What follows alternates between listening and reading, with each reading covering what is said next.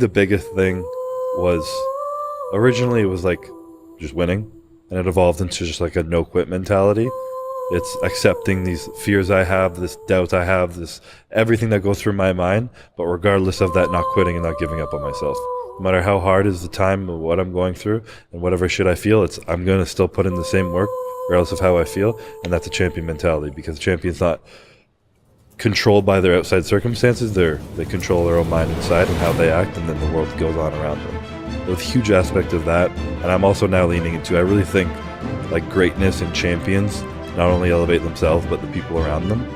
And I think you are put into a position where you can help, whether you're close people around you, people who follow you, people who look up to you, whatever it might be, anyone in your life. You're in a position now of greatness where you can elevate others up to a higher level, and being able to inspire them, bring them up to be better people is part of what makes you great, rather than just this selfish act of being you, being the best for yourself.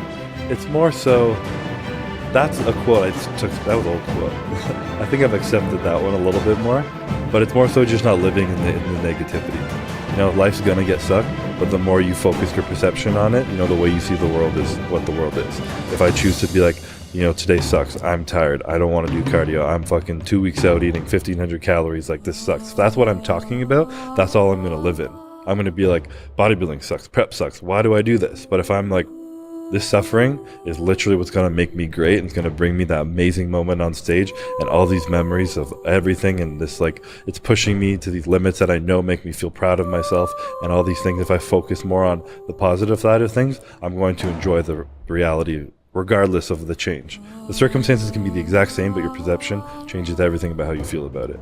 And I think a lot of people who are successful or who are bodybuilders usually kind of tap out because they make it seem like this miserable thing. Like, oh fuck, I have to start dieting. Oh, I gotta do cardio. And then you're just like complaining about it. And why would you want to do anything you complain about every day? Rather than understanding that it's a choice, and the beautiful things that come from it are what you should be focusing on, and lead to more progressive growth. Well, I mean, there's part of it I actually can't touch on. That's just too private. But it was Olympia. I'd been prepping for weeks.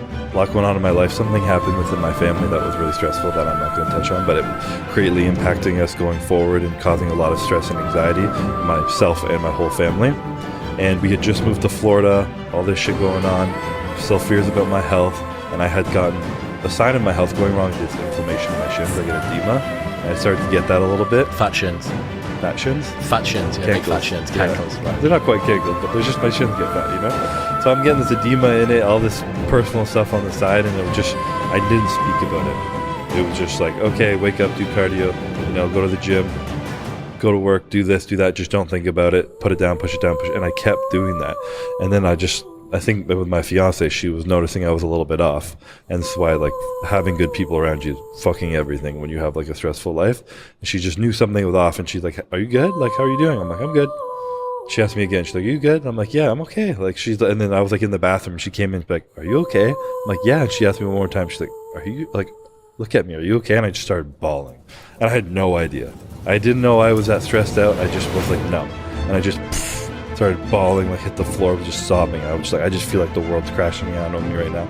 I feel like all this shit's going on externally, and I'm just trying to focus on the Olympia. I've won 2, I have to be better. I'm getting so close, I feel behind, like all this shit's going on. Now I have this business, all this chaos going on in my life, and I just like, I don't know if I can handle this. And she's just like, yeah, fuck yeah. Like, of course you feel like that. Like, no shit. But she's like, I don't know why, like, you can share this with me. Like, the world is on your shoulders. It's fucking stressed out right now, and it should be. This is a lot of opportunity in front of you, and if you want to quit, you can, but I know you, and I know you won't.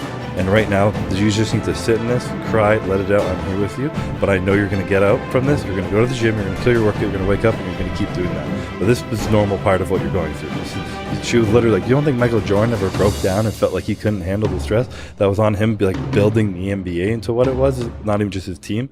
I was like, fuck, like, yeah. He didn't talk about it, though. And she was like, well, fuck yeah. Then none of them no men know how to talk about their emotions properly. And it was just like, she just like built this confidence in me. I was just like, fuck yeah, of course. Like, this is a huge pressure. There's a lot going on, and I'm stressed. What's wrong with that? I'm not going to let it control me, but I'm allowed to feel this moment right now.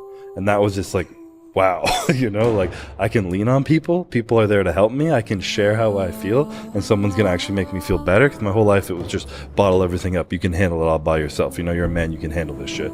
And I was just like, no, like I'm allowed to feel, but who I am is not going to be controlled by these feelings. So it was just a huge moment. I mean, and in our relationship too. Like everyone is with a family alone. Like I have stress. Having to provide for a family is like the ultimate. And the men who feel like they have to provide and like the world is on their shoulders, they don't understand that like their wife and their family wants to help them. Like they might not make it easier, but like they'll get under that weight with you and they'll hold that with you, and it's not a burden to them. Because I always felt like asking for help would make me a burden. I'd be like, I'm just gonna make someone else's life harder. So like they're stressed out over there, I don't want to add to that. I'm just gonna be okay over here. But it actually makes them feel close to you. It gives them purpose. People want to be wanted. Oh my god, yeah. You ask someone for help, they're like, fuck yeah, like I feel good about myself today because I helped this person. And it really brought our relationship closer in that moment. It made her feel like I just helped him in this part where he said he can do it all by himself all the time. And now I'm like, fuck yeah, like I really needed that. And it was a really important moment for my personal growth, champion growth, relationship growth.